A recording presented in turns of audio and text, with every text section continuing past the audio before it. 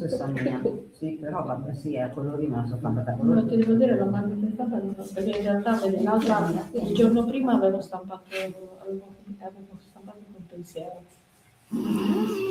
La seconda stamattina era... Ok, siamo in diretta, eh? Inizia. Inizio io. Ok. Va bene.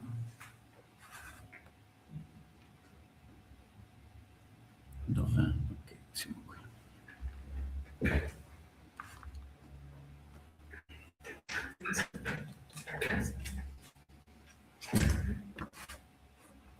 Ok. Allora, un secondo.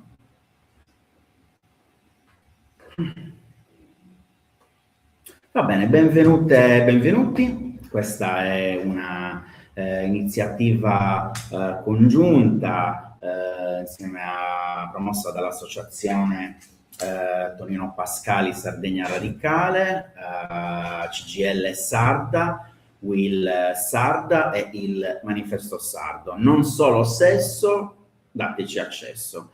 Prende quindi da oggi anche in Sardegna il via la campagna per l'accesso reale all'interruzione volontaria di gravidanza farmaceutica.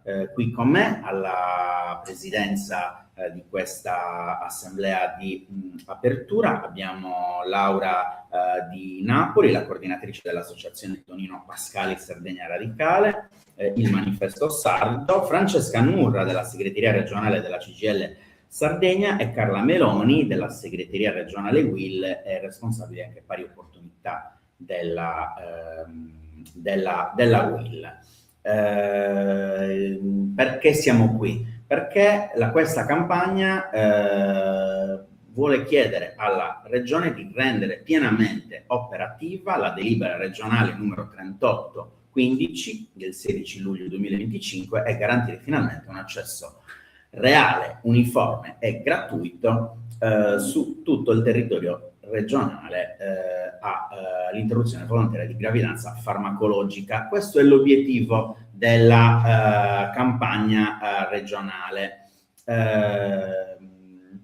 Prima di dare la parola alle nostre relatrici, vorrei dire due cose su questa campagna. Intanto, di che cosa parliamo quando parliamo di libertà di interrompere una gravidanza in Italia e in Sardegna? Di che cosa parliamo quando parliamo di una obiettiva, di una chiara, evidente contraddizione che viviamo tra una parte dell'Europa civile, dalla parte dell'Europa progressista che festeggia l'introduzione dell'aborto nella Costituzione, come in Francia, come nel caso francese, o chi vorrebbe inserire il diritto all'aborto libero e sicuro addirittura nella Carta dei diritti fondamentali dell'Unione Europea. E invece noi in Italia che siamo fermi alla prima linea di difesa della legge 194. Noi al contrario siamo fermi a movimenti reazionari che si oppongono all'interruzione volontaria di gravidanza, siamo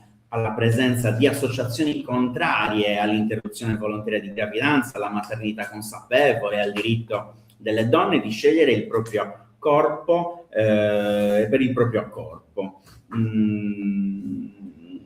Quello che chiediamo qui questa mattina è la difesa del diritto delle donne di scegliere per il proprio corpo nei consultori, grazie purtroppo ad una maggioranza di governo che usa gli emendamenti al decreto PNRR per limitare la libertà delle donne di decidere del proprio corpo.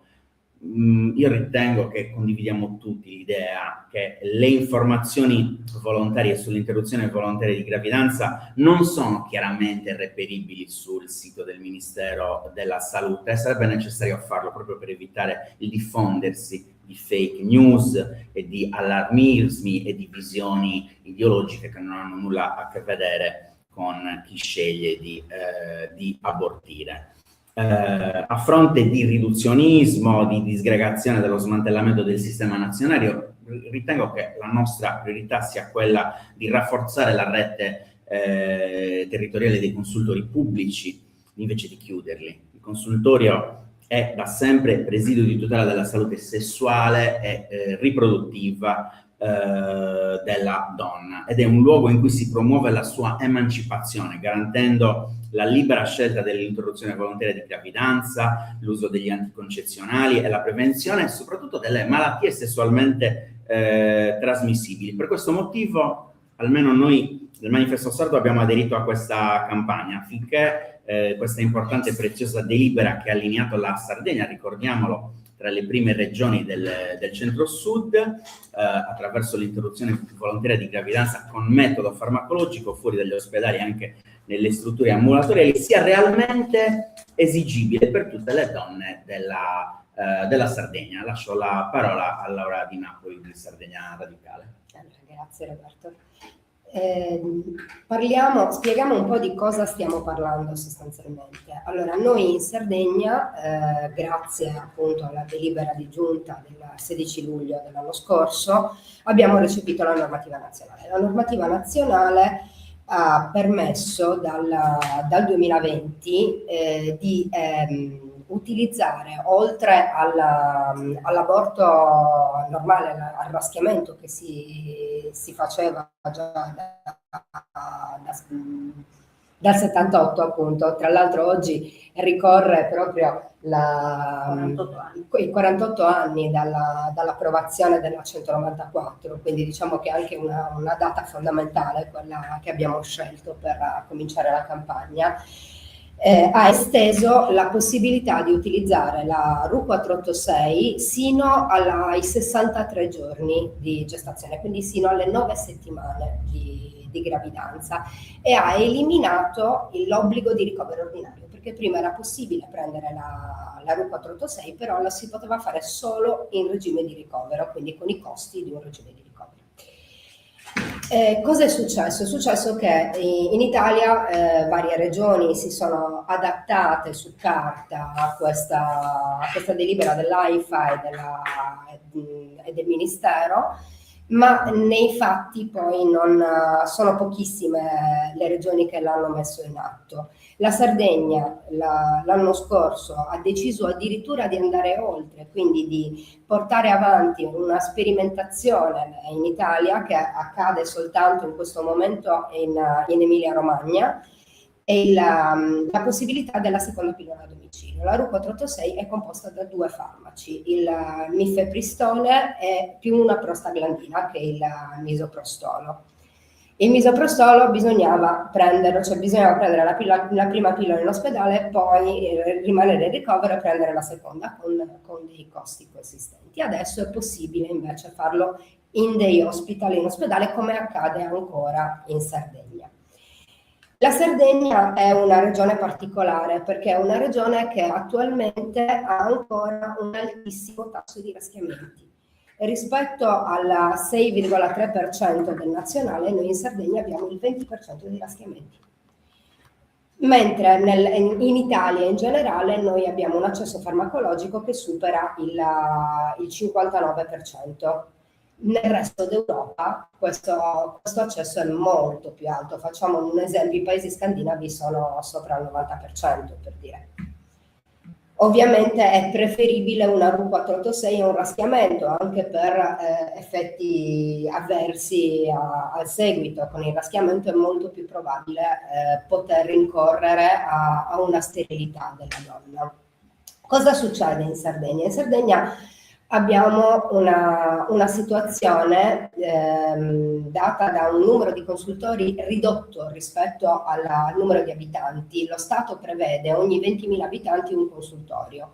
Ci sono aree della Sardegna che non hanno proprio, cioè non sono proprio coperte dei consultori, e diciamo che in linea di massima abbiamo un consultorio ogni quasi 26.000 abitanti, quindi andrebbe assolutamente potenziata questa rete. le varie ASL hanno dei comportamenti diversi. Noi per esempio adesso che stiamo parlando del Sud Sardegna, nel Sud Sardegna abbiamo una percentuale di aborti molto più alta rispetto al resto della Sardegna. Possiamo fare proprio un paragone invece con l'ASL di Nuoro, che invece sta a un poco più del 30%. Quindi ci sono delle aree della Sardegna dove le donne per poter abortire si devono spostare. E questa è una cosa terribile che invece potrebbe essere risolta grazie all'accesso al consultorio. Andiamo a parlare della RU486 nel resto d'Europa. Nel resto d'Europa cosa succede? Noi in Italia abbiamo visto che la possiamo prendere sino alla 9ª settimana. Nel resto d'Europa invece è possibile, per esempio in Svezia sino alla 12ª settimana, in Francia sino alla 16ª settimana, quindi anche il limite dettato dallo Stato è sbagliato perché porta poi a dover fare un raschiamento dove il raschiamento non è assolutamente necessario. Quindi andare incontro a tutti quegli eventi avversi. Andando a livello economico, perché stiamo chiedendo che accada questo? Qui non è soltanto una questione di accesso all'aborto, che purtroppo tra l'altro è molto limitato anche dai medici obiettori di coscienza, che nel resto d'Italia si attestano sulla quasi un 40%, sopra il 30%, quasi 40%, in Sardegna è sopra il 70% l'obiezione di coscienza. Infatti tra le cose che chiedevamo appunto quel famoso tavolo che era previsto dalla delibera che doveva risolvere il problema dell'obiezione di coscienza. Cosa accade? Nel momento in cui la pillola abortiva viene data in regime ospedaliero, con il regime di ricovero che accade nelle cliniche private convenzionate, perché la clinica privata convenzionata, se dà la RU486 in questo momento la dà in regime di ricovero, abbiamo una spesa per ogni aborto di 1.246 euro, che per assurdo è più alta della spesa di un raschiamento, che invece è poco più di 900 euro. Dandola invece in regime ambulatoriale e con la seconda pillola a domicilio, noi andiamo a tagliare completamente questi costi. Tagliando completamente questi costi, in Sardegna si è calcolato all'incirca un risparmio di 6 milioni di euro annui. 6 milioni di euro annui, per dire, è la cifra che è stata spesa dalla Regione Sardegna per aumentare di 320 posti letto gli ospedali in Sardegna. Quindi portare avanti e rendere applicabile questa norma in realtà sarebbe anche un enorme guadagno rispetto alla sanità sarda. Poi io lascio la parola per adesso, poi se ci sono domande rispondo. Sì, allora, Carla Meloni Will, ringrazio Francesca anche per l'ospitalità qui in CGIL. Credo che quello che sia da condividere è un fatto non ideologico, ma sostanzialmente l'applicazione di più norme, perché dalla norma per l'appunto dal 194 in poi le persone si sono espresse in Italia per garantire questo diritto, che è l'autodeterminazione. Il diritto all'autodeterminazione si affianca a un diritto fondamentale costituzionale che è la salute, nello specifico della donna. Troppo spesso la medicina non ha osservato, e quindi le scelte politiche non hanno osservato e rispettato il genere. Questo però purtroppo di fatto si affianca ad una situazione complessiva, critica da un punto di vista della sanità, evidentemente. Il fatto di poter liberare da un lato le strutture da interventi che possono essere anche problematici da un certo punto di vista, e dall'altro consentire alle donne di avere una gestione anche emotiva di un momento complicatissimo in un ambiente consono, perché ricordiamoci che la scelta di un aborto non è mai una scelta semplice. Nel momento in cui viene affrontata dovrebbe essere tutelata anche da un punto di vista di benessere psicologico. Questo implica il fatto che se dovessimo unire tutte le scelte che siano economiche, che siano sociali, che siano psicologiche, di fatto dobbiamo necessariamente sostenere questa campagna in modo tale che le donne possano in sicurezza fare le proprie scelte, operarle, attuarle in ambienti idonei e con la tutela di una situazione confortevole rispetto ad una scelta complicatissima e difficilissima. Non aggiungo molto di più, nel senso che su questo tema siamo come dire, sorelle nella battaglia, quindi lascio la parola a Francesca. Sì, io grazie Francesca Nurra della segreteria della CGIL Sarda. Credo che non ci sia granché da aggiungere, è stato ampiamente spiegato sia nell'introduzione di Roberto che nella descrizione di quella che è la proposta per la campagna dell'attuazione della delibera 383 aiuto 38 del 2015, che devo dire è una delibera anche innovativa, uno stato avanzato che recepisce quelle che sono le direttive, ma che ancora non ha una sua piena attuazione. Quello che chiediamo è che veramente la delibera possa essere come dire, messa in pratica, perché l'abbiamo detto, è necessario che ci sia una presa di posizione, che vengano, come dire, ci sia il tavolo tecnico, venga istituito e messo in atto il tavolo tecnico, vengano elaborate le linee guida, vengano messi in atto i protocolli operativi.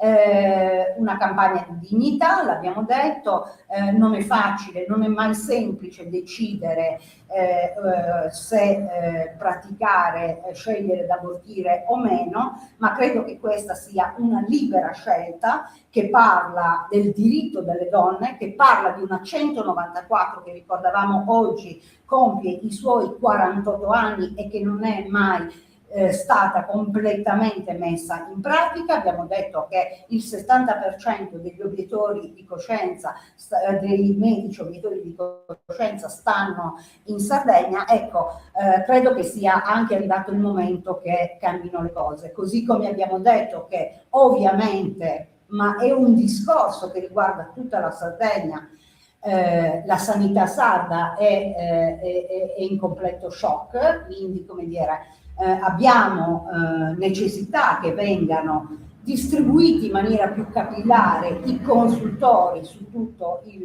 territorio sardo. A questo proposito ricordo che la CGIL sta portando avanti una campagna di raccolta firme per il riordino del servizio sanitario, nel quale sono richiesti anche strumenti come il consultorio e come la possibilità che le donne abbiano completo accesso alla 194. Grazie.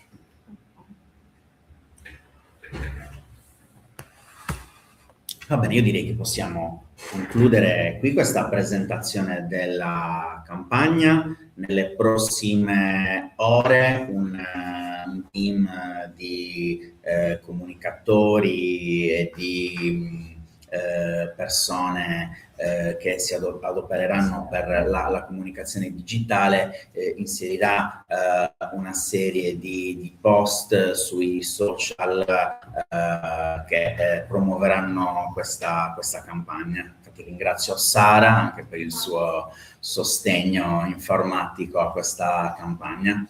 Buon lavoro a tutti e a tutti. Grazie, buon lavoro. Grazie.